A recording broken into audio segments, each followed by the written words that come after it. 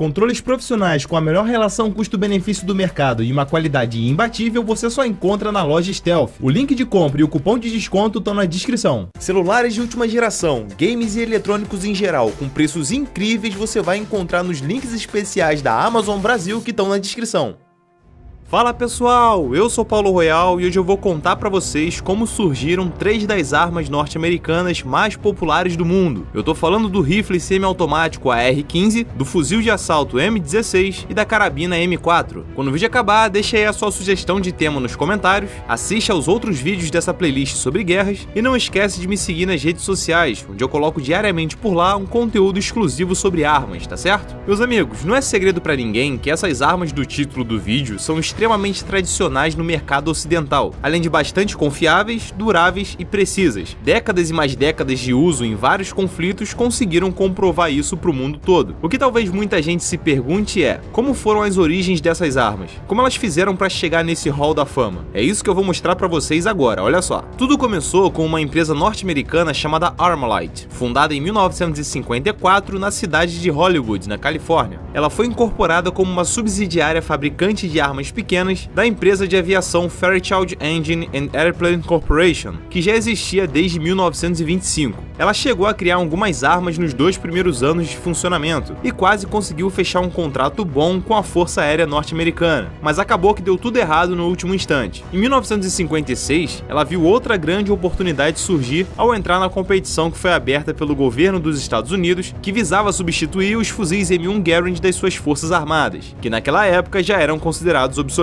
Para isso, a Armalite começou a trabalhar na construção de uma arma que fosse leve, precisa e ao mesmo tempo com um bom poder de fogo. Nascia então a ideia do fuzil AR-15, que tinha a opção de disparo automático e usava munição calibre 5.56 por 45mm, que é 12% mais veloz que a munição calibre .3006 do fuzil M1 Garand. Isso ajudava bastante nos disparos de média e longa distância, ainda mantendo o desejado bom poder de fogo. O projeto do AR-15 acabou não ficando pronto a tempo de entrar nessa competição, e então a Armalite precisou escrever um outro projeto que estava pronto, o do fuzil de batalha AR-10, que tinha a opção de disparo automático e usava a poderosa munição 7.62 por 51mm.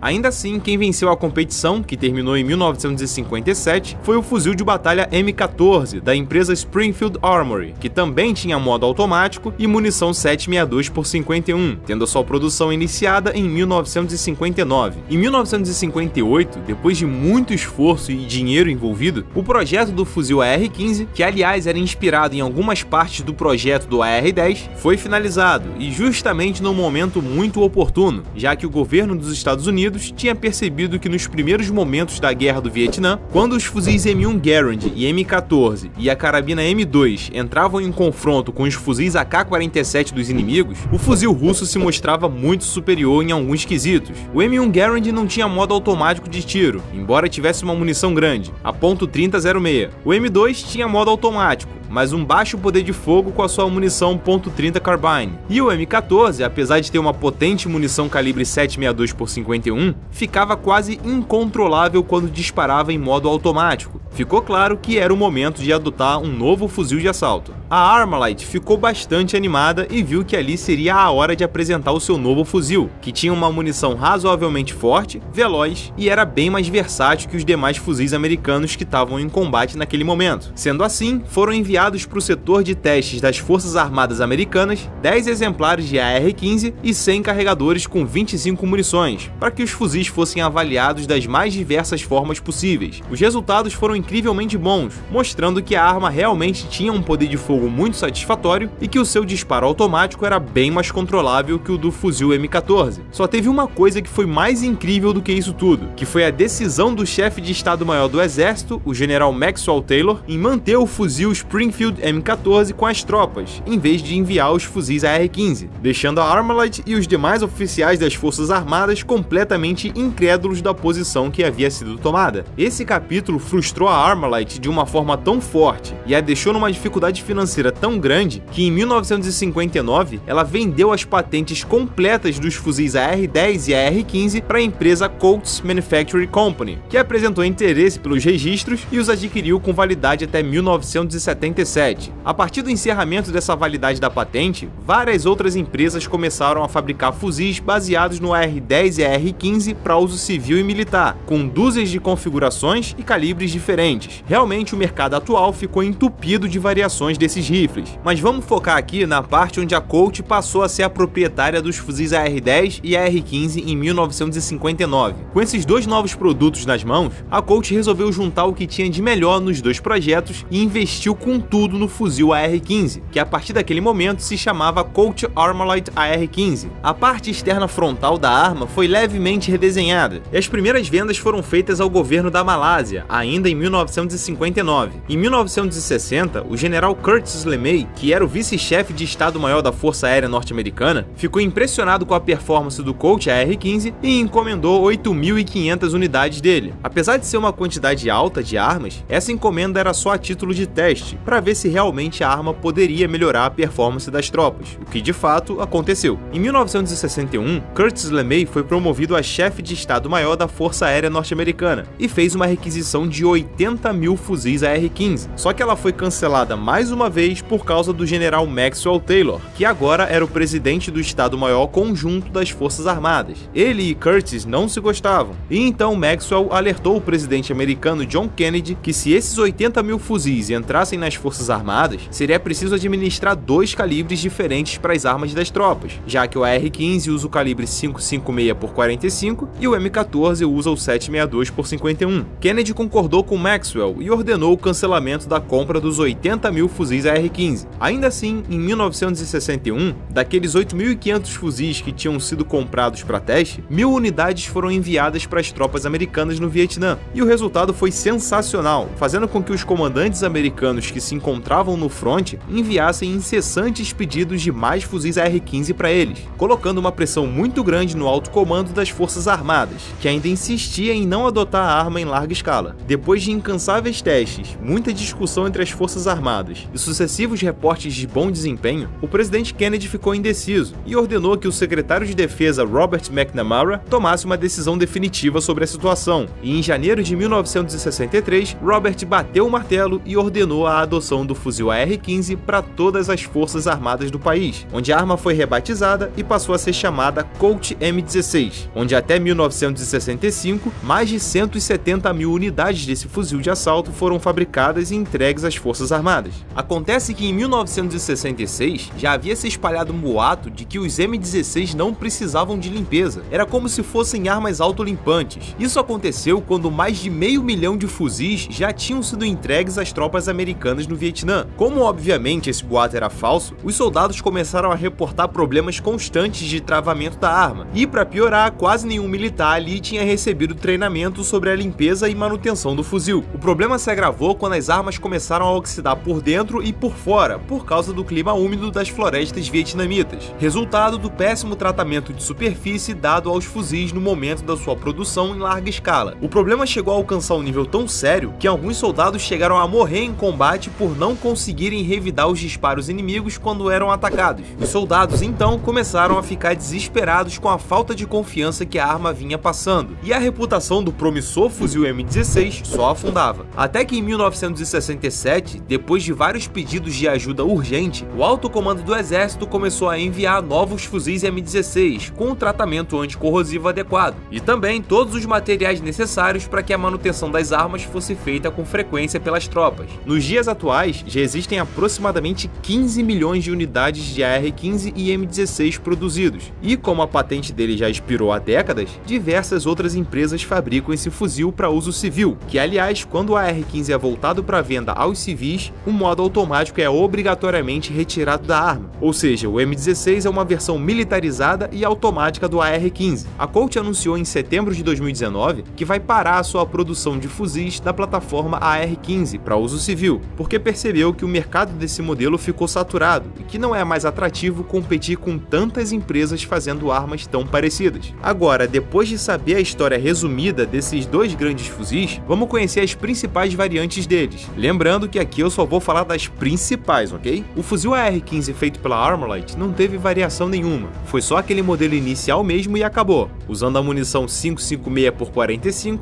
e com cadência de 800 tiros por minuto. Agora, dentre os fuzis AR-15 feitos pela Colt, além do M16 direcionado aos militares, existem sim algumas variações, que são o AR-15M1 e a AR-15M2, ambos de 1965. A versão M1 basicamente é um AR-15 automático e com bipé, enquanto a versão M2 tem bipé, é automática e o seu carregador é de cinta de munições, fazendo com que o M2 atue como metralhadora leve. Ambas as versões continuavam usando a munição 5.56x45 e mantinham a cadência de 800 tiros por minuto. A partir desse ano de 65 e nas décadas seguintes, o AR-15 nas suas versões civis também teve dúzias de variantes, como o AR-15SP1, AR-15A1, A2, A3, A4, AR-15 Government e várias outras nomenclaturas. Pro vídeo não ficar maçante sem necessidade, afinal de contas são em torno de 75 variantes diferentes, eu digo pra vocês que basicamente o que muda de uma variante para outra são pequenos itens de acabamento, tamanho do cano, quantidade de estrias dentro do cano, materiais usados no acabamento externo da coronha e só. Nos fuzis M16, além do modelo padrão já apresentado aqui no vídeo, a lista de variações é monstruosa também, seguindo o mesmo critério de pequenas alterações, assim como no caso dos fuzis AR-15. Só que existem sim algumas variantes famosas do M16 e essas valem a pena serem vistas mais detalhadamente. Logo de cara nós temos as versões M16 A1, A2, A3 e A4, onde o M16A1 do ano de 1969 basicamente é igual ao M16 inicial, só que com a adição de um pino de fechamento manual do ferrolho. Existem duas linhas de pensamento sobre esse pino. Uma parte dos especialistas em armas o considera perigoso, já que esse pino empurra à força a munição para o encaixe de disparo, caso esteja havendo algum problema na transição dessa munição a partir do momento que ela sai do carregador e vai em direção ao encaixe de disparo no cano. Segundo eles, o mais correto nesses casos seria analisar o que está causando esse problema e não empurrar a munição à força para ser disparada. A própria Colt não concordava muito com a adição desse pino, mas foi uma exigência do exército, então ele foi adicionado assim mesmo. A outra parte dos especialistas em armas afirma que esse pino é útil sim, porque às vezes esse problema de encaixe da munição é pequeno e pode acontecer bem no meio de um tiroteio, ou seja, se o soldado forçar a entrada da munição no cano, ainda existe uma grande chance da arma continuar disparando. Sem o pino, a arma ficaria engasgada e o soldado teria que usar sua pistola no momento em que talvez estivesse havendo uma troca de tiros só entre fuzis, o colocando em total desvantagem. Já o M16A2, do ano de 1983, tem tudo que a versão A1 tem, mas agora o cano foi reformulado para ter mais resistência a superaquecimento em caso de combates demorados, a empunhadura frontal que cobre o cano mudou de design, a empunhadura do gatilho mudou o formato também, e a coronha passou a ser fabricada com um polímero de alta resistência no lugar da coronha feita de fibra de vidro resinada dos modelos anteriores. A outra grande mudança é que ele deixa de ser totalmente automático e passa a disparar rajadas de 3 tiros. Segundo o exército, isso economiza munição e aumenta o controle dos disparos sem abrir mão do poder de fogo da arma. O M16A3, que entrou em serviço em 1992, tem tudo que a versão A2 tem, mas em vez de ter um modo de disparo semiautomático e de rajada de 3 tiros, tem um modo semiautomático e um modo totalmente automático de disparo. E o M16A4, que começou a ser usado em 1998, tem tudo que a versão A2 tem, ou seja, usa o modo rajada ao invés do modo automático, mas além disso tem a alça superior removível, a empunhadura tem 4 trilhos de encaixe de acessórios, algumas versões têm a coronha retrátil para dar mais conforto de tiro aos soldados com menos estatura, e também existem algumas versões voltadas exclusivamente para exportação, que aí sim podem vir com um modo totalmente automático de disparo no lugar da rajada de 3 tiros. Pouco depois que a primeira versão do M16 foi adotada pelas Forças Armadas Americanas, em 1967 foi criada uma carabina chamada Colt Commando, também conhecida como XM177 ou GAU-5A. Essa era uma versão encurtada do fuzil M16, onde a empunhadura frontal era cilíndrica igual no fuzil M16A2 e o supressor de chama vinha com um design único, que só era usado nessa carabina em específico. Nesse modelo, a cadência de disparos foi reduzida para 750 tiros por minuto. Em 1982, 1982, a Colt criou uma submetralhadora calibre 9mm, que lembrava bastante a Colt Comando, mas usava o calibre 9x19mm e disparava 850 tiros por minuto. Essa era a chamada Colt SMG 9mm. Então, em 1984, a Colt começou a desenhar um projeto de uma nova carabina para substituir a Colt Comando. O projeto ficou pronto em 1993 e nascia aí a famosa carabina M4, que entrou em serviço em 1994 e tinha como principal objetivo atuar em combates de curta distância sem ter algumas falhas operacionais que as carabinas anteriores apresentavam, como, por exemplo, o som muito alto do tiro e uma chama muito grande saindo do cano. Esses problemas estavam diretamente ligados ao fato dos canos serem muito curtos, onde a Colt corrigiu alguns mecanismos internos e eles foram inseridos no projeto da M4. Essa carabina se mostrou extremamente versátil e confiável, substituindo grande parte das submetralhadoras e pistolas usadas pelas forças de segurança norte-americanas. Ela pode disparar em modo semiautomático ou com rajada de 3 tiros, mas também veio com ela uma versão chamada M4A1, que substitui o modo rajada pelo modo automático, com uma cadência de 700 tiros por minuto. A Colt ainda fabricou um pacote de modificações chamado de CQBR, que encurtam ainda mais a carabina M4. Enquanto o cano normal de uma M4 tem 37 cm, uma M4 CQBR tem um cano com apenas 26 cm de comprimento. Em julho de 2009, o Exército dos Estados Unidos adquiriu a titularidade do design da carabina M4 e distribuiu os direitos de fabricação para várias empresas fabricantes de armas, de maneira que elas passaram a criar muitos produtos baseados no M4 e com isso uma enxurrada de modelos e também de acessórios foram desenvolvidos e inseridos no mercado. As Forças Armadas, em determinadas unidades especiais, usam pacotes de customização para as carabinas M4, que vêm com diversos acessórios feitos por vários fabricantes diferentes, justamente com o objetivo de equipar a arma com os dispositivos mais adequados para as missões realizadas por essas unidades especiais. Um exemplo desses pacotes de customização são as carabinas M4A1 Soap Mode, que vem com um grupo repleto de lunetas diurnas e noturnas, mira laser, lançador de granada, empunhadura vertical frontal, silenciador e por aí vai. O operador realmente tem uma gama de opções na hora de preparar a sua arma graças a esses pacotes de customização. Como eu falei mais cedo no vídeo, depois que a patente dos fuzis AR-10 e AR-15 expiraram em 1977, dúzias de fabricantes começaram a fazer suas próprias armas baseadas nesses fuzis, e com isso surgiram inúmeras versões com calibres diferentes do 5.56 por 45mm. Para vocês terem uma ideia, só alguns dos calibres alternativos, vamos dizer assim, podem ser 5.7 por 28mm, 6.8mm Remington, .300 Blackout, 9x19 Parabellum, .458 Socom e .50 Beowulf.